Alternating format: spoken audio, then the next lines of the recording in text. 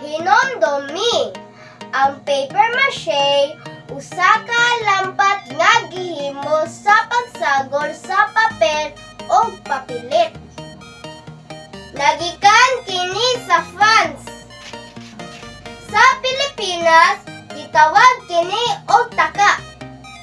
Mga gamitonon: tubig, newspaper, dako nga yahong, hawina, pulmahan sa pagmugna sa paper mache. Usa magsugod, tabuni og mga daang newspaper o plastik ang imong trabahoanan. Gisi-gisia ang newspaper ngadto sa 2 by 3 inches. Butangi og papilit ang ginisi-gisi nga papel og ipatapot diretso sa daang nimo nga butang. Idapat ang paper mache diretso sa daang yahong. Itaklap-taklap ang mga ginisi-gisi nga papel sa butang.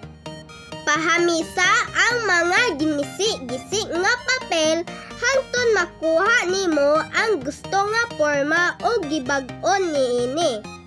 Aha ang imong paper mache. Pinaagi niini. Ibitay pawa mamala. Pintali kini awan maanindot.